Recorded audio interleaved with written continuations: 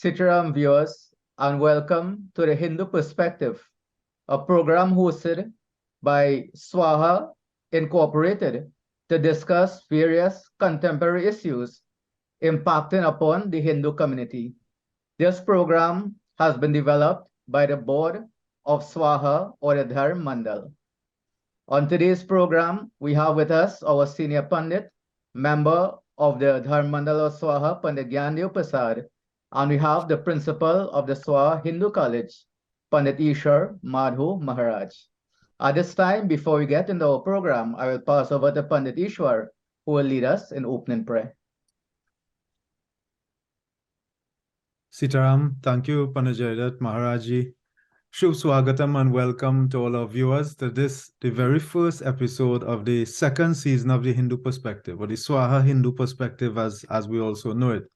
As Panaji mentions, it's a special program of the board of Swaha, the Dharm Mandal, and we decided to do this program last year because we felt that there were certain gaps, in the understanding of various practices and many of our traditions, and gaps in understanding, rather. And we want to close those gaps, and we want to make sure that all our viewers, all our members, and the general public, that you are very much aware, that you have a greater appreciation, and we broaden our understanding of the various religious practices and traditions, rituals also in Sanatan Dharma, in Hinduism.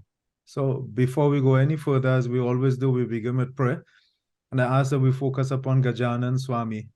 In our minds, you can chant simple but very powerful mantra, Om Ganganapati Namaha.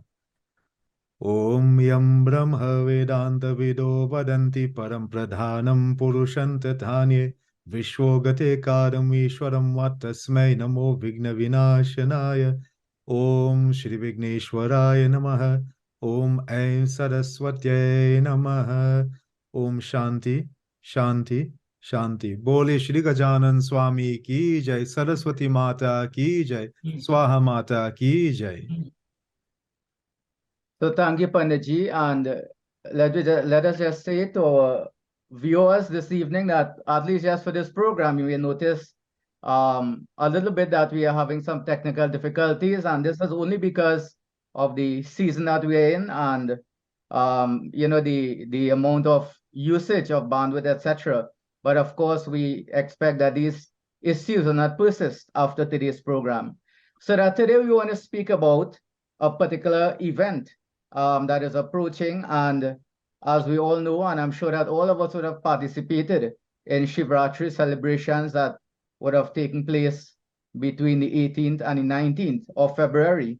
And from all indications, temples across the country, they would have engaged in this wonderful spiritual activity, and the vibrations are very high. I would have seen a lot of happiness, a lot of joy on the face of our devotees as they engage in these celebrations. Now, very soon, we are going to celebrate another occasion, and the idea of the program is to clarify the terms that we use. So sometimes we hear Karwas, sometimes we hear Karmas, and we'll defer to our senior Pandit, Pandit Gyandev, who will tell us what is the right term. But this is a 2-week period that there is some celebration, there's some festivity, as well as there's also a spiritual element to this occasion. And at the end of this occasion, of course, we enter into that Navratri period. So that this is going to be the center of our discussions for today's program. So I'll pass over to our senior Pandit, Pandit Gyandev, who will begin our discussions as he normally does. Panditji. Thank you, Panajaidat. This evening, I will first of all like to extend blessings to all on behalf of my other two Pandit brothers for this program, the Swaha Hindu Perspective. And this is the second year we are doing it. The first time for the year we are seeing each other. Actually, you have seen us. So I'd like to extend New Year's greetings to all our audience who follow us regularly and ask questions, etc. So New Year's greetings to all. As it is a tradition, year is 2023. So I would like to begin by just, before I go into Karwas, just let people know, for instance, a simple reporting. The temple I'm associated with is Sukh Shanti. Each Pandit will give their update on their temples as such. But Sukh Shanti has Shivratri celebration, of course. That is good turnout. And we had our messages concerning Bhagwan Shankar. When you come to Kharwas, we'll talk about who you worship or who you do worship. So I just wanted, in a synopsis form, just let everybody know, because that message everybody should know, that for the new year, we had service also, the first day of the year, and then we reinforce that message for Shivratri. I just wanted to highlight this message in a very simple form, in point form. The first thing we said, which is very applicable to all during these times, that we must practice universal love, not hate anyone. You know, you have the bhajan sabse unche, prem se gai. We should practice that love. Now, we're not saying go and love up everybody, but the real impact of that is do not hate anyone. Krishna Bhagavan said in Gita. So do not hate, practice love. The second thing is objectivity. Many of us are not objective at all. We always taking sides. Objectivity, and these are the hallmarks of a developing person. And also these are things you can use to judge yourself, not others, how you are developing a spiritual path. So you have to have love for all. Objectivity. Then we said you must have cheer. Any good devotee, like Hanuman, like Krishna Bhagavan, they're always cheerful, they never gloomy and always insulting people and always vex. That's not a sign of spirituality. So we can judge ourselves in that respect. Dynamism. Do not be lazy. Many of us will feel difficult to get up in the morning, feel difficult to light a diya or offer jal. So for all of us, we must make sure we practice these things. And these are things which will bring us in line with what the scriptures have. The entire scriptures, the Gita, the Ramayana, the Vedas, everything tells us about these things in a sense. So for all the time, for the entire year, we go into this and we practice these things. So we go in detail in a short while, but remember, it is a period of time coming up where we will celebrate Phagwa. I'll pass on to the other participants, that will direct who will speak and when. That when you celebrate Phagwa, Phagwa is basically what we call enjoyment. And that brings in the four fruits of life, the four practices, and we'll talk about that as we go along. So first of all, Happy New Year, and practice these things. Universal love, objectivity, be cheerful, and don't be lazy. So that these things will make us spiritually divine. And if you analyze the Gita carefully, the Gita says these things. Many people feel religion about Om Namah Shivaya, Hey Ram, Sri Ram. Yes, that's for liberation. But before we reach liberation, we have to live. And how do we live? These are watchwords for life. From the Vedas, from the scriptures, from the Ramayana, and from the Gita. So I'll pass back on to Pandit Jayadhatt Maharaj. Panditji. Thank you very much, Pandit Gyandev. And Pandit Ishwar, in the same vein as Pandit Gyandev, I know that you would have had celebrations at various temples also, including Yagya at one of our affiliates, the Londonville Hindu messages and the lessons that you would have shared with your devotees for Mahashivratri.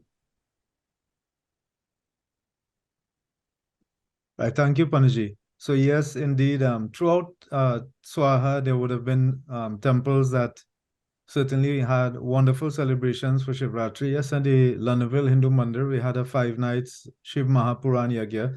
And what is good, this is an affiliate branch of Swaha. I was wonderful that after a period of about 2 years of very little activity, I can't say inactivity, we would have had services in between, but due to the COVID pandemic, of course, we never had, the larger yagyas that we were accustomed to. And so devotees were adamant that they wanted to do something special. And so we did have a 5 nights yagya, and I'm very happy to say that it turned out quite well. And when I say well, not just, good attendance, which definitely was there, but to see other devotees coming out from far and wide, and people generally happy to be able to meet and reconnect. And, it reminds me just recently reading the Katha where this is Prabharshan Parvat Katha, where Sri Ram speaking to Lakshman, he mentioned when he sees the peacock dancing, these birds dancing, it reminds him of how one should be happy when we meet other devotees of Swaha or devotees like you, who are looking on at this program, that we should feel that sense of joy and comfort from being in the company of others who are like you, devotees of Sri Hari, devotees of Sri Ram or Lord Shiva, because we are all there for the same purpose and we are all there to support each other. So we can sit on our own and pray. And for 2 years, people use the excuse, may have become almost a convenient excuse that it's COVID, it's difficult to go out, and we shouldn't go outside and let us do things. And you have been also hearing people saying, well, we did it for 2 years or a little over 2 years, we could continue to do so. And there's no need to meet, but we need to reconnect. We are losing something. And I could tell you, speaking as a principal, children who did not have that opportunity for 2 years, they have been robbed, they have been cheated of an opportunity. Many of them are not properly socialized. They are coming to school and it's becoming difficult because they have missed out on something for 2 years.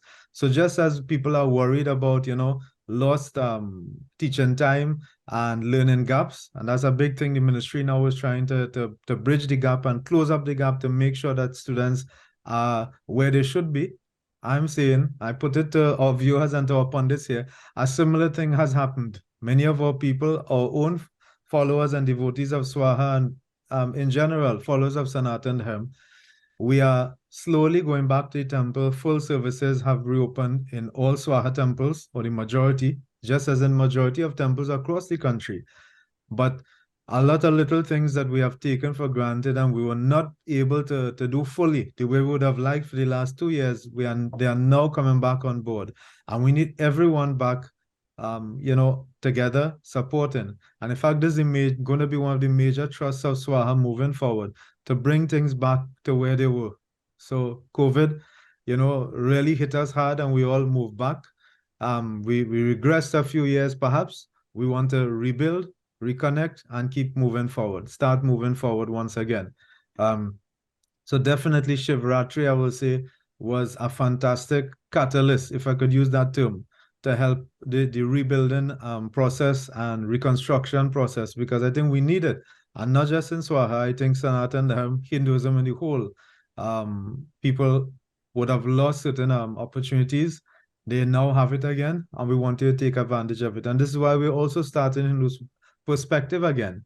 We want people coming together, asking questions. And Panditji, remember, they still have the opportunity to send in questions. You can call into the Swaha office, and definitely Pandit Jaidat will let you know. And as the weeks go by, we will let you know also how you can send in your questions and maybe topics that you would like us to cover. All right, Panditji, I know I probably overstepped what you asked me, but this is what I wanted to say for now. I'm feeling very much, how could I put it, encouraged then by the tremendous support that I saw in one branch or affiliate of Swaha, and I know it has been a similar story in almost every branch of Swaha, and this certainly is something wonderful. Panditji. Thank you, Pandit Ishwar. And I think that while you may have one or two, particular topic in mind, obviously, as the discussion goes on, certain ideas are going to come up. And definitely what you said, Pandit Ishwar, that is critical. And from our side at the Swaha Gyan Jyoti Mandali, we perform what is called Jagran, which is waking for the entire night. And it was the first time that we did this. And this was really something that I didn't decide that I wanted to do. I mean, for myself, I know that at the temple,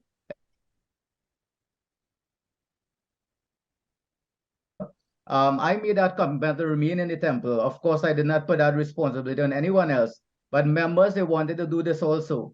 And we had members who remain, even some as far as Arima, that remain in the temple for the entire night.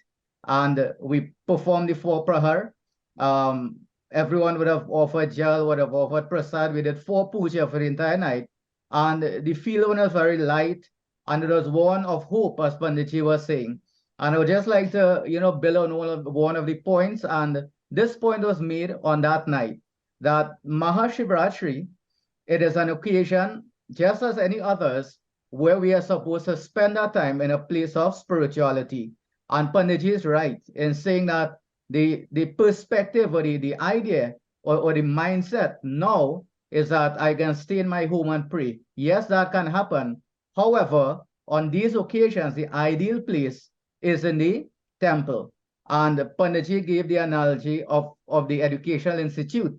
While you can stay home, be homeschooled, it is not the same. When you enter educational institute, you enter the classroom, then there are certain experiences that can't be gotten at home. So, for example, the affiliation, the association, the camaraderie, having that teacher who will be able to lend that guidance. And it is the same thing when you go to the temple. I always say that the temple or the mandir is the classroom of spirituality. If you want to advance spiritually, then we go to these places. When you go to the temple, we are surrounded, this idea of satsang. We are surrounded by everything that is divine and spiritual and righteous.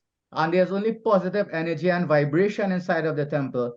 And therefore, it becomes important and mandatory that for these special occasions that we go to the temple. Of course, on a daily basis, we pray in our homes. And on these special occasions, we go to the temple. So, Panditji, I'm happy that you brought up that message. And that message, I'd like to echo that same message and sentiment to all of our devotees, that whenever the time comes and these rare opportunities for all of us to go to the mandir, to pray and to engage ourselves in devotion, that we do that collectively. And the feedback across all of the institutions of the organization has been that Shivratri was successful in the sense that it was very spiritual. There was a sense of joy. There was a sense of spiritual upliftment. And this augurs well for the forward movement of our organization. So that we have shared all of our experiences so far, with Mahashivratri. And definitely, as Pangyanu said, we are greeting you for the new year. And this is indeed good news and a good sign for the organization as we move forward. So that having said those things, we'll pass over back to Panditji and Pangyanu. If there's anything out of the discussions you would like to build on, or whether you want to take us into the discussion of Karwas, we leave that to you to decide the direction of our program moving forward. Thank you, Panajayat. Basically, I'd like to just mention Gurakesh Moti. You all know him, right? Tejnarayan Chandapal. Now it is indeed a moment of pride for us and for West Indies. They have young Indo-West Indians, as you call them, for lack of a better term, who are progressing in the cricketing field. We're waiting to see for some in the football field also. I know College is doing a good job in that. The development Panajay Ishwar, the principal, can report on what they are doing in terms of sports and so on. But the idea is, as the name Gurakesh Moti, I asked how many people know what Gurakesh means. Our audience, our listeners, our viewers, Gurakesh is a word from the Gita. In case people doesn't know, Gurakesh means one who has conquered sleep. Gurakesh also means one who can use both arms, equally effective, ambidextrous. So they're a very, very good name, and a Hindu name, a scriptural name. So on behalf of SWAHA, we'd like to extend our congratulations to the young West Indian who has made record of the best spin bowler so far in the history of cricket in West Indies. All right? I don't know the details, but you can check it.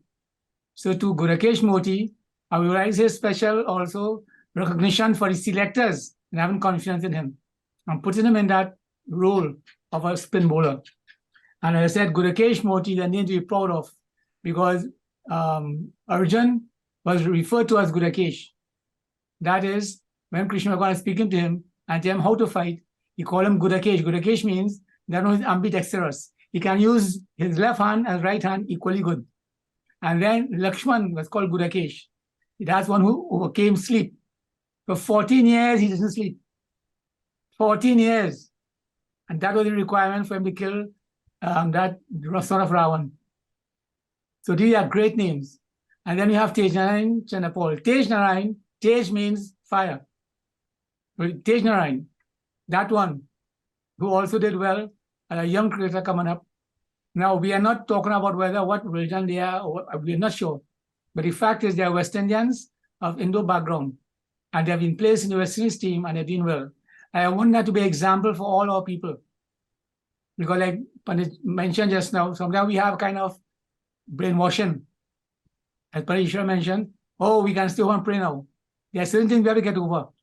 That is one of the things. Our people, that is all people, but especially Hindu, believe they shouldn't engage in sports. And this is why this period of time coming up called Kharwas is so important. We'll explain that. There are certain aspects in life that we have to participate in. Sports, enjoyment, or devotion. So we did devotion for Shiva Raja, you heard, we did a lot of devotion. And all the temples in Swaha, those in the east, you have the Sri Ram, the Tulsi Manas. In the west, Sri Ram Dham. In central, you had Div Ashram in central, right? And south, you have in Pinal, Kashi Vishwanath, and various other temples in addition to what we spoke about here, Paranjaya and Parishar temples. So wherever we are, let us recognize we have to go back to the temples. The point that Ishwar made, we can overemphasize it. And all these temples we having their services regularly. And for Bhagwa, you'll be hearing more about that during the period of Kharwas, where we are, where Swaha will be participating, where we will be. So as we go forward, remember, back to normal. Forget what people say about so-called normal, and you have to do. If right now, well, not presently, right now, but check and see the crowds you have all over the place enjoying whatever they want to enjoy. Nobody had a problem. Nobody saying anything about it. Thousands of people, hundreds of people engaging in the activities. I wish them all the best. So don't have anyone telling you that for any organization, any situation coming up, we have to have social distancing and regulate the crowd. That is total foolishness. Because if you check for recently what is happening, thousands of people in one area, hundreds of people gathering together. So don't let anybody come and tell us as Hindus, we'll stand up and object strenuously to that. They all have space in the temple, social distancing, and don't let people come have quarter of your audience only. That is not acceptable to us. We're not going to accept that. We'll be fighting back against stupidity if it comes up. I hope it doesn't come up, because that's not playing right now. Right now, you check and see papers, check and see the news, thousands of people, close proximity, doing what they have to do. Right there, right? Doing what they have to. But don't come and tell us now, the Hindus, for Kharwas, for Bhagwa, we can't have this and we can't have that, and social distancing. We will not accept it. As Swaha, we are standing up and saying, we are just as a citizen of this land as anybody else, and we'll be treated the same way. We'll object strenuously and just talk. Whatever it takes, we'll attend it. So, I pass back on to Panditji. Okay, Panditji, so thank you very much for those impassionate words. And I would agree with you that we need to have our services, and it is very easy to make these excuses, crime, COVID, and all of those things. But those are realities. And outside of the temple on a daily basis, we feel. And I always say to my temple members or to any devotee that if you choose not to come to the temple, as Pandit was saying, if you choose not to, that is your choice. But of course, the reasons that are given sometimes are not valid reasons. We live in a society that is fraught with dangers. That's a reality. But I always say that the safest way to prevent ourselves from that and from the mal-effects of those things, of course, is to have the grace of divinity. And scriptures that tell us about Ram Kripa, Bhagwan Kripa, the grace of Bhagwan that will protect us from all of those negativities. And Panditji raised one important point, and I don't know, Panditji, I mean, you as a person and understand them, which is the value of identity, inclusiveness, diversity. We always hear the term that there's nothing like a hyphenated Trinidadian. They're just Trinidadian. And I will just share my view, and the other members of the panel may share a different view. We don't all agree on the same thing. It's here for discussion. And Panditji mentioned two Indo-Caribbean persons who are excelling, and there are others. And many will say that this causes division, and it is the basis of racism and different types of discrimination. My view is that all of us, we have something to be proud of. So for myself, I am not just a Trinidadian. Yes, I'm a citizen of Trinidad and Tobago, but I'm an Indo-Trinidadian. And to me, that is something to be proud of. It says that I have a certain value system, not that others don't have, but I'm talking about me. I have certain values, I have certain beliefs, I make a certain contribution, and it is something that I am proud of. And I believe that, even from my own research and studies, that if we do not have an identity, if we do not hold and connect to something, then we end up losing everything. And we just become, maybe, I don't know what the right term may be. Pandishi will be able to help me with that. But the idea is that for us as Hindus and Indo-Trinidadians, I always believe, and I say to persons that I know, that do not let anyone make you feel that there's anything wrong with that. That is something for us to be proud of. That says that we come from a very rich tradition, very rich culture, value system, and we make our contribution. We have helped create this country and build this country. Everything that we see around us is a result of a contribution, and a powerful contribution that we have made. Now, Panditji, as a principal, I don't know what your views may be, and your view as a citizen and a principal may be different. But how are these issues of identity and diversity? How is that dealt with in our system and at the Hindu College? Right, thank you, Panditji. So that's an interesting point that you brought up, and I want to say definitely at Swaha Hindu College, and in fact all our educational institutions and all our centers, in fact, we do have a vast number of non-Hindus who participate in all our activities. Even the temple, it's not restricted to only Hindus, right? And I can tell you that I'll give a couple little illustrations. At Swaha Hindu College, because of the need to actually separate at times and not have the entire school in assembly, Panagande will could testify to this too. The 630 children, if they show up to school, cannot fit in the auditorium. So if all were to come, we will have to, leave out maybe the Form 5s and 6s, or either that or they have to stand to fit into that space. So we have had where we would have 4 forms at a time or 3 forms sit for Hawan. What we recognize is doing that because we did that to make sure that they're comfortable and they're not, it's not too hot an environment or humid an environment for them. And we have had the Form 5 and 6s say, well, 2 weeks have gone, the lower forms had their Hawan, they had their puja, and we are missing out. And a large number of these students will come and ask, they say, Pandit, they will ask the deans, they will tell the vice principal, Ms. Ambika, that we feel we are missing something. And I'm talking about the non-Hindu students. They say, sir, they say, Panditji, we feel like we are missing something. We love starting off our week doing our Hawan, just sitting and observing it, even though they're not actively participating. And this is something that many of the parents could verify also. And the students, in fact, there are a number of them, I meet them even after they leave school, and they say, sir, I'm still a vegetarian, I will eat meat once for the week only. And these are some little subtle changes that took place from coming to Swaha. Some of them still continue to do meditation. They continue to say Sitaram. So inclusivity is something without, in a non-threatening way, no one is forced to follow any of our practices, but they assimilate these practices and they become better for it.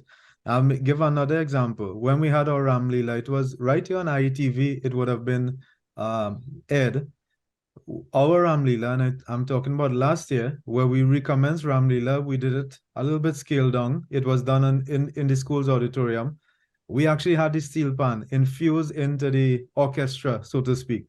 And so the steel pan and a full steel pan ensemble done by Ms. Jahaira, our music teacher, together with Miss Cindy, who was in charge of the dramatic presentation of the Ram Leela play itself. And we had other teachers involved. So Trevor, who does the Rawan and so on.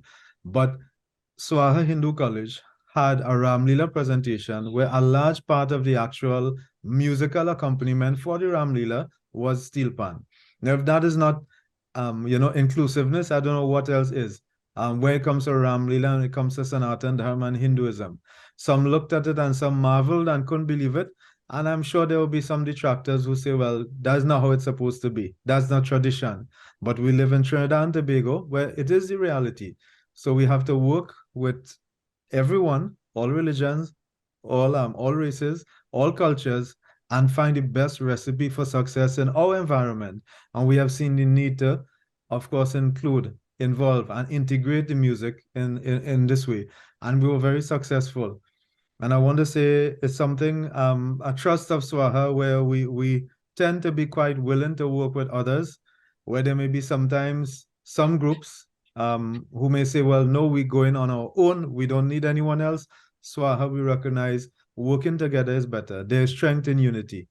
And last thing I want to mention, Pandit Gyandeo spoke about sports, the importance of sports. And I feel Pandit Jaidat, Pandit Gyandeo, maybe for one of the programs, we could have our PE teachers who are both, very well-known sportsmen and sportswomen in their own right.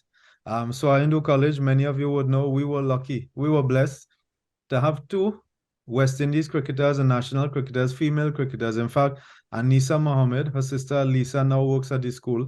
Anisa Mohammed, when she first represented West Indies, was still a student of Swaha Hindu College. So this is a tradition that we are building at Swaha. We have Mr. Malcolm, the other PE teacher, who's doing wonderful work. So much so that we have the under 15 badminton champion. His name is Ryan Solomon. Came from Swaha Hindu College. And this is a boy from just training and practicing in our school's auditorium was able to beat out people from all over the country. And Pandit Gyandeo again will know, every year, routinely, regularly, we will have 3, 4, 5 members of the Northeast Zonal cricket team in particular. And many of them vie for places on the national team. And once in a while, West Indies youth teams and so on. So we are doing quite well in the sporting field, and we look forward to even greater achievements, accomplishments in the near future. So all this is a testimony to Swaha, to all of you, the support that you give, because there's a lot more that we want to do. But to do it, we need the involvement of parents, all stakeholders, all our viewers also, because you will be asked to contribute maybe in the temple in your community to help some of the initiatives, help drive some of the initiatives we want to bring on board. And as you look at the Hindu perspective, you will start seeing more and more of the things that we are doing in Swaha. Enjoy that. So thank you, Panditji, and that is indeed wonderful, and it gives an insight into the success of our institutions. And of course, as an educator myself, 3 of us here, we are all educators, and we all know that education and schooling, it is not the same. Schooling is a process, but the outcome of that is really education. When we say someone is educated, it doesn't mean that they are certified. It means that they have a certain way of thinking. And this is really what we are trying to inculcate in our, our graduates and our membership. So that the point that was being made is that we can maintain our identity, remain who we are. We're proud of that, but there's nothing that says that we have to remain in a corner. In fact, we can associate, we can integrate, and of course we can assimilate, valuable parts of the other cultures and religion and ethnicity into our own to make, our cultural landscape richer. I think that is what is happening, and that is ideally what should be what creates a good citizen of our country. That if we go down the route of being dogmatic, of creating segregation and putting up walls, then of course that is not going to benefit the type of society and country within which we live. So Panditji, commendations to you for the wonderful work that you're doing, and I know it is built, and Panditji will admit this also, upon the work that started with Pandit Ba, continued by Pandit Ishwar, all members, Pandits of our organization. And this speaks well to the type of, the caliber of Pandits that we have, which over the weeks again, we are going to highlight. Now, many times we believe that, the Pandits are simply persons who perform rituals and ritual performers. Pandits are that, Purohits are that also. But the board of Swaha is constituted of Pandits that are not just, ritual performers, not that anything is wrong with that, but also professionals, so qualified in various areas. And as the weeks go by, we will be, highlighted some of these Pandits and the contributions that they are making towards the organization, as well as towards the, different institutions throughout the Republic of Trinidad and Tobago. So Panditji, thank you for your contribution. So that for the time that we have remaining, we'd like to talk a little bit about, this period of Kairos that is approaching. And, we always speak about customs and tradition. You will hear that word a lot. And the traditions that we have had in India would be different from what we do now. We try to maintain some of them, some because it is valuable, others because it's just interesting to others. It's a way of attracting persons. Pagua is based on a lot of celebration, as Panagyandev mentioned. So Panditji, Panagyandev, if you can just give us a little information, just a start of the discussion on Karwas, what is your perspective? What is important for us to know? And just from little feedback, some of the things that devotees would ask, they will say, Pandit, do we do puja? If someone dies, can I do Gita Path? If I'm doing a vrat every month, can I still do puja? Can I offer jal? Can I light a diya? If I choose to do these things, or if there's anything wrong with doing that, would I get sin if I perform puja? What exactly do we do during this period? What are the do's and what are the don'ts? So I'll start off with Pandit Gyandev and then pass over to Pandit Ishwar. Thank you, Panditji. Now, first of all, let's say the word Karwas. Now, in India, because of the vastness of the land and variety of the people we have, pronunciation in different parts of each state differs. Believe it or not, some people can say Vishnu, they'll say Vishnu. So the pronunciation goes all about. And that is something which happens also, it has been brought to Trinidad because of the fact that our ancestors came from there. So what you have is Karwas, and then some people say Karmas. Now we take it literally. Mas means month, and mas means also meat. So, and kar means defect. Now you may hear a lot of stories from people considering all kinds of things concerning Karwas. It is simple. There is no religion as scientific as Hinduism. It takes into effect, takes into consideration the fact that we are human beings with a intellect, with a psyche. Anybody does the same thing over and over. Anybody, once you're a human being, it becomes monotonous and we lose interest gradually. So what our sages have done is tell us, you have to pray regularly. We didn't say pray 5 times a day, 3 times a day, 100 times a day. Pray regularly. Each day, once you can pray, pray. There's no special time to pray. There is pray all the time. So we pray all the time. As soon as our eyes open, Hey Ram, Sri Ram, Jai Ram. And the bhajan says, Karle Kam, Bhajale Ram. Arishankaracharya used to say, that's beautiful bhajan of Brahmanand. Always keep the name of God in the back of your mind. So anything you're doing, you infuse it with divinity. So what happens is by doing this all the time, and then there will be obviously times when we lose interest or we become vain mentally. So Hinduism has provided for us a time when we don't, contrary to what people think, God ain't going to sleep. God never sleeps. It is we as human beings who need a break from it. So what we say, during this period of time, we call Karvas, we engage in activities, which is like calm, which is pleasures. This is why we have Bhagavad during this time. So we enjoy ourselves, but as in a way called a dharmic manner. So there's no requirement to get up to do puja, and not that you can't. You are free from it according to the system we have. It's just come like this. If somebody sleeps in the day and wakes in night, we can't say they're doing the wrong thing. That is their right. So we are saying here, there's a system in place. For Karwas, we are relieved of that responsibility, and there's no religious dictate concerning this. It's just for us as human beings to relieve ourselves. So we don't have these strict get up, offer jal, light diya, do puja, do yag. Now there are some people who do it. It just means that they don't understand the setup of Hinduism. So you come like this. Shivratri just concluded. So some people say for Shivratri, we want to worship Krishna Bhagavan only. We don't worship Bhagavan Shankar. And it sounds stupid. Similarly, so for Ram Navami, we're not worshiping Sri Ram. We want to worship Ganesh. And for Ganesh Utsav, we want to worship Lord Shiva. So we are breaking up the system. We're trying to just do something that doesn't make sense. So for Karwas, we are given that time off where we can rejuvenate ourselves to come back spiritually. Because after Karwas comes Navratri, when we do intense devotion again for the entire year. So Karwas is basically the end of the year, the Hindu year for Hindus. And then we start a new year, Navratri, with intense devotion again. And then the end of the year, we enjoy ourselves, relax, and then take in and develop ourselves, and we come back. So Kharvas basically, it is 2 weeks where we can give up all those things. And we are not giving up God. God is always there, nor is God sleeping, as some people say. Now, those who want to do it, it just means that they are people who are mashing up the system. Like I said, for Shivaratri, you want to worship Ganesh. For Navratri, you want to worship Hanuman. No, it just shows you thinking of people in this Kali Yuga age. People just don't understand the system. So for this period of time, we pray to God.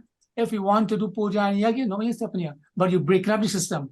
You are damaging the system established for our benefit. So that is what Kharwas is all about.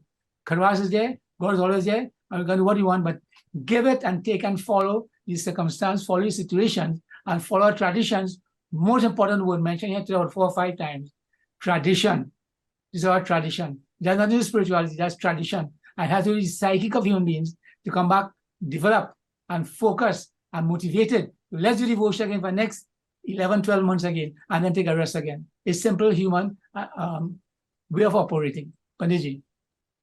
Thank you very much, Pandit. And I think that brings a lot of elucidation to the the misconceptions that exist. Now, I would like to ask Pandit Ishwar to share some information with our listeners. And as Pandit Gyandev said, there's no obligation to do yagya. And when you say yagya, we speak about a certain format. So we may be talking about Shodas Puja and all of that. But I know that there's still a minimum amount of devotion or prayer that we are supposed to do on a daily basis. We just call it Panch Mahayagya. So Panditji, Pandit Ishwar, if you can share with our viewers in terms of what should we do as a minimum on a daily basis for every single Hindu, regardless of the time of year. Right, thanks, Panditji. So, one thing before I mention that, Pandit Gyandev rightly noted that it's tradition, really, and different parts of India have different traditions. Our ancestors came primarily from Uttar Pradesh and Bihar, where they followed the Vikram Samvat, and this northern North India follows one particular type of panchang or calendar. South India actually follows something different, another calendar. So even devotees may check, and you'll see certain things online, and there's a lot of conflicting information. So just be careful and be guided by your pundits, as Pandit Gyandev would have noted there. Panditji, apart from the Panch Mahayagya, I think Pandit Jaida did note that some were questioning whether you're regular. Let's say you're doing a vrat. If you're doing a vrat, for instance, the Ganesh Chaut vrat, you don't skip the month because it falls in Karwas, of course. So you do that. So for instance, there's Holika Dahan, of course, and then Holika Dahan is Purnima. And approximately 4 days after will be Ganesh Chaut. And this is the one that is called Sankashti Ganesh Chaut, Ganesh Chaturthi. That one that is done especially, we do Sankat Nashan, Stotram, etc. You still maintain that vrat, your Ganesh Chaut vrat. So you continue that. And if as part of that vrat, you have to do your puja, your regular worship guided by a pandit, you do it on your own in your puja room, in your prayer area, your temple, that's fine. You continue with that. You don't give up that tradition, or you don't break your vrat and that promise perhaps that you have made. Similarly, if it's Pradosh vrat, Ekadasi vrat, whatever it may have been. So those special practices and vrat that you would have taken, or whether you did decide to do it on your own or you were advised by Panditji, you do it. If your Pandit told you have to fast for 5 Saturdays, your Panditji and your Guruji, and it falls within Karwas, of course, you continue keeping your fast. You may not be doing your puja and putting up jandi, etc. as you normally would, but you continue. And the Panch Mahayagyas, this is what I want to mention. Many of our devotees in Swaha would have heard about this in various services. So there are 5. Dev Yagya, the first one, which is worship of divinity, worship of the Lord. So your regular puja, lighting your diya on a daily basis, that continues. There's no reason to stop that. You need the blessing of Lakshmi Mata, Tulsi Mata every day. You need blessing in your life, light in your life. So you continue lighting your puja. If you're accustomed offering your charhawe, your dhar, your jal for Surya Devata every single morning. Many of our devotees do this. Why are you stopping doing karwas? You continue doing that. That's your daily duty and obligation as you may see it. Right? Continue with that. Then there's Brahm Yagya or Rishi Yagya. where we are encouraged to read our scriptures. Again, you read your scripture every day, whether it's Bhagavad Gita, Ramayana, sorry, even if it's just to open maybe one of the chalisas and you read a little bit of it or read it out, that is fine. Continue with that practice. Then there's Pitri Yagya. So Dev Yagya, Rishi Yagya, which I said is sometimes called Brahm Yagya. There's Pitri Yagya, remembrance and worship of the ancestors. This is not just for Pitra Paksh, this is every day. How do you remember them? Simple practices. In fact, just saying Sitaram, putting our hands together, we honor that tradition where they taught us to do that. In Trinidad, we don't say Namaste or Namaskar. We do. I mean, out of, respect if others tell us, we may respond that way because that's their tradition. But generally, we say Sitaram, right? When you go in there, they say Radhe Radhe, Jai Ram Ji Ki, different things. But here we say Sitaram. Where has that come from? This practice that our ancestors left for us. The same dhar that or argham that you offer, that your great-grandparents and grandparents taught you to do. So we honor them by keeping up these wonderful traditions. And there's a lot more to Pitri Yagya, but it should be done and continues on a daily basis. Bhut Yagya. This is service, doing your part to honor and serve the lower forms of creation. So a simple, being kind, compassionate to lower forms of creation. So instead of wasting food, throwing away the food that you have, perhaps putting some outside in the back, creating a compost heap of sorts, or putting it out to the back where the birds and bees and animals can come and feed off it. So you're doing your part to help the lower forms of creation. And then Manushya Yagya, service to mankind. And remembering each and every day that we need to support, help of each other. So today you may support your neighbor, tomorrow your neighbor may be the one that comes to support you. And it's not only when you have Yagya and Puja and we say, well, okay, we do Manushya Yagya, we feed society and we whole community come. Every day you can do it. You're driving in your vehicle and you see someone who, for whatever reason, your heart goes out to them and you want to assist them, you do that. Maybe you're in the grocery and you see someone, an elderly individual, struggling to put their groceries into the car. Nowadays, you have to be very careful if they're willing to help you and you give them a little hand to help them, right? Manushya Yagya. So the 5 daily duties or 5 Mahayagyas that becomes part of what is called Nitya Karma, obligatory that we are expected to do. There's no reason to stop that. That continues throughout the period of Karwas. In fact, every single day. We may not remember to do all, but I'm sure you do at least a few of them each day. So Panaji, there's a lot more. In fact, we could do a program on every single one of these Pancha Mahayagyas. Right, Panaji? Yes, thank you very much, Pandit Ishan. I think that was well articulated, and I'm sure that we would understand. And the examples that are given, when you hear Yagya, automatically the mind thinks about something that is structured, in a tent. But when we speak about Manushya Yagya, of course, as Panditji is saying, you help your brother, you suffer someone to cross the road. If you are driving and you see, the road is busy, someone is coming out of the side road, you stop and allow them to pass. Simple things like that is service to mankind. And as Panditji is saying, we don't take 2 weeks and say that we don't do these things and we don't perform all of this. This is Yagya. And it stems from the idea, Panditji, Pandit Gyandu mentioned it, in his message for Shivratri, that you treat others good. As Sri Krishna said, Samadrishti, Samadarshan. You see equality in all, you see goodness and godliness in everyone. And if you can see that reflected in man, in animals, and you perform this service, what is called, Yagya or Puja. And based on that logic, a lot of what the misunderstandings that we have are clarified. So that the point that is being made by both of these pundits is that for this period of, Karwas or Karmas, that we perform puja in whatever way.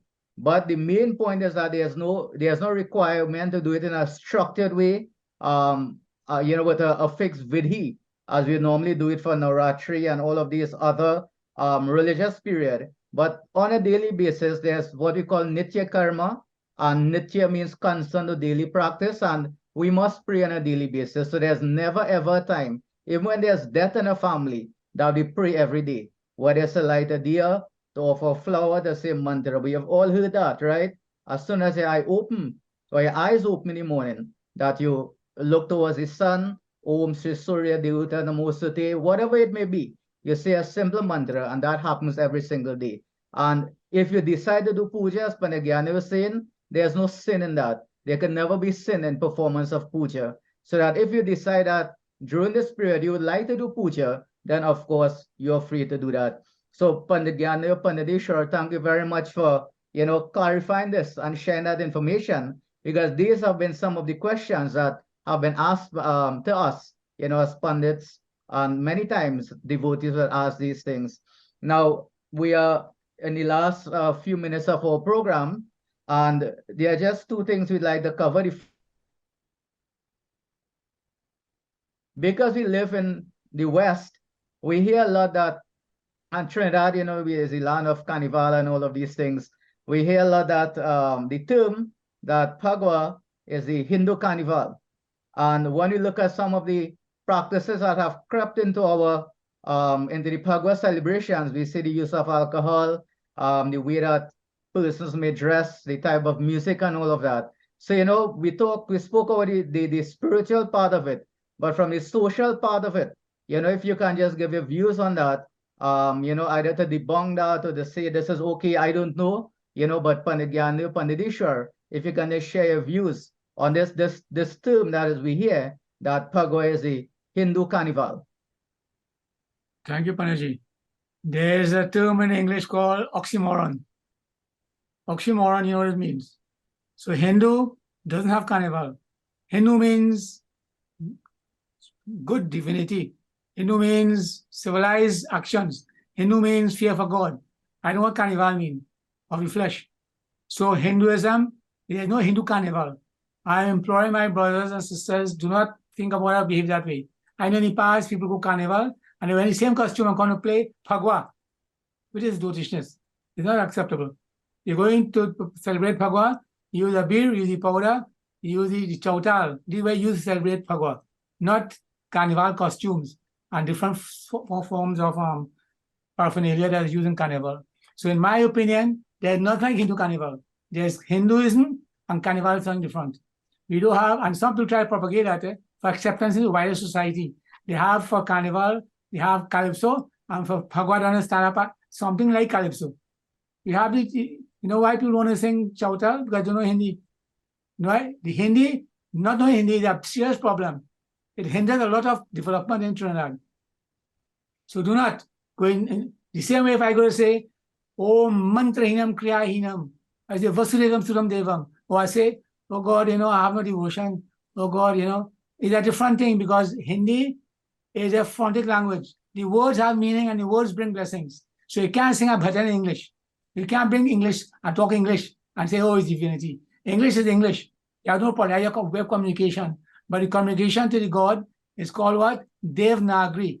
Hindi, Sanskrit. We'll talk about that more. But in essence, if I pass on Panditeshwar, there's nothing like Hindu carnival. That is the oxymoron. Panaji. Yeah, Panaji, and I want to agree totally with what Panaganda was saying, and he spoke about the words.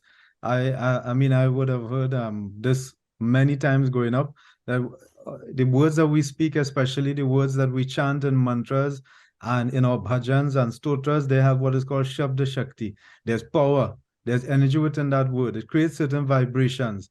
So when people sing, and it's a reality, whether in Aranguez, Pinal, Rio Claro, wherever it may be, devotees are singing Chautal. I want to encourage you, sing Chautal, sing your Ulara, enjoy Phagwa, celebrate with your beer, with your powder, but understand that you're singing religious songs, you're singing bhajans, you're singing Shiva Shankara Dina Dayalu. That's just one line from one of the most popular ones. Many of them are dedicated to Bhagwan Shankar, or a lot to Sri Ram and Sri Krishna. So imagine you are singing these things, and then you are acting, you're drinking alcoholic drinks mixed in with whatever else. There's a lot of base behavior where harassing women and women harassing men and vice versa. A lot of talk is thrown among your different sides who are playing Phagwa and singing. Understand you are lowering yourself, And I'm saying that these words almost become like mantras. They have Shabda Shakti. And when you chant these things and you're acting irrationally, illogically, it will hurt you in the long run. And afterwards, sickness can come, heartache, headache, whatever else. And you wonder, well, what? I never did any sin. I never did anything. But you are singing these bhajans. Similar thing for many of our chutney, so-called chutney songs, which have their genesis in our bhajan. They are bhajans written by Surdas, Kabir Das, Tulsi Das ji, and you corrupt it and you distort it and you sing it in the name of making a few $1,000s for carnival, right? You are shooting yourself in the foot. We are lowering ourselves and problems can come up after. So as pundits of Swaha, we are saying Phagwa and Holi, there's nothing of carnival in that. And I'm not saying there's nothing good about carnival, but we are talking about the base behavior that we have seen creep into Phagwa and Holi. We don't want that. If you want to respect, the artistic side of it and the music and use the positive aspects of carnival and infuse that somehow in Phagwa, maybe that's possible. Who knows? I'm sure it can be done. But what Panditji is speaking of that I fully endorse, keep Phagwa clean, free from alcohol, understand the bhajans and the songs and the chautal that you're singing, how important they are, and lift your head up, keep our people up on our children, teach them the correct thing to do for this Phagwa 2023.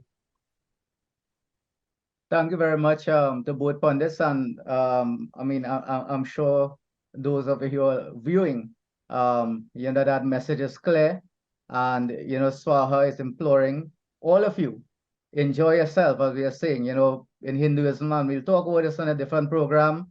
The 4 goals, aspirations of human endeavor. The first one being earth. Of course, we must enjoy ourselves. That is what this period is about. But having said that, there are still limitations and parameters, and we need to conduct ourselves in a way that respects that, so that it is not a free-for-all. The way that we dress for these occasions, the type of music that we listen to, the way that we dance, etc. Dance and all of those things are encouraged. The type of songs that we sing, ensure that it maintains the values that is consistent with our way of life, Sanatan Dharma. So this has been some of the information that has been shared with you. And before we wrap up our program, we have 4 minutes remaining. And what we'd like to do now is just, we have a change of guard in Swaha. And for this year, we have the new president of Swaha, who will be a regular member of this panel, Pandit Ishwar Madhu Maharaj. So Panditji, as the president of Swaha, let's both Pandit Gandhi and myself, we say congratulations to you. We know that I have a very powerful executive that you're working with. And, we'll just like to pass over to you for a few minutes to just share with our viewers what you can expect, from your leadership for the next 2 years for Swaha. I thank you, Pandit Jayadar, Pandit Gandhi. So, I've been given this opportunity, and indeed it's a privilege to serve as the president of Swaha. And I want to call out the executive members. I'm sure at some point in time, respective pundits, we may have some of these executive members appear on the program also based on the topic we may be discussing. So the vice president is the newly appointed vice president is Pandit Tarun Maharaj. Our treasurer is Mrs. Nirmala Manohar. The PRO and social media officer is Mr. Dinesh Arjun. The secretary is Pandit Chandrarat Maharaj. The assistant secretary, Mrs. Ambika Madhu Maharaj. And another executive member is Mrs. Swastika Prasad Dubey, who is also part of the Swaha legal team. So this is the national executive for the next 2 years, a year to 2 years, right? There are a number of things that we have envisaged that we would like to do, but I wouldn't want to preempt anything because we are only now getting around to meeting properly as a newly constituted executive. So I wouldn't discuss in detail, but all I can say for now is that we want all our national events to recommence, to hopefully get back to the past glory, to rekindle the desire in the heart of all our Swaha members, and hopefully to attract new membership also. We're looking towards educational programs. We're looking at social services initiatives, and definitely bringing back some of the activities to draw youth. We want to focus on the youth of Swaha and the youth of our nation. So in particular, Gyandeo hit the nail on the head with things like sporting activities. Swaha was known for being the first Hindu group to actually take. I remember when I first joined Swaha, I was amazed that Swaha had proper march pass and so on, and all this being done in Hazley Crawford Stadium as over 20 years ago. When other Hindu groups, yes, you would have little sports days, but not to that large extent. So we are hoping that we could get back to that, but maybe with a difference. We may not go right to Hazley Crawford Stadium initially, but we are looking to have sporting activities and other programs over the next 2 years. So you can look out, viewers and Swaha members and all those who want to get involved. As I said, you can call the Swaha office. It's 674-7384, Paniji, in case I made a mistake. And just let them know that you want to get involved. And you're also free to email us. And if we may not have it for this program, but certainly for the next program, I'm sure we will be able to share certain emails with you or numbers with you that you can feel free to reach out to us here at the Hindu Perspective so that you could get further insight and assist as we move along. Sitaran. Thank you, Panditji. Gyandeo, any closing comments? No, it was a good program. Looking forward to the next program. Looking forward to working with everyone. Okay, so viewers, this has been our first program, our second season of the Swaha Hindu Perspective. And of course, we look forward to hearing from you. And we'll see you on our subsequent program. Sitaram. Sitaram.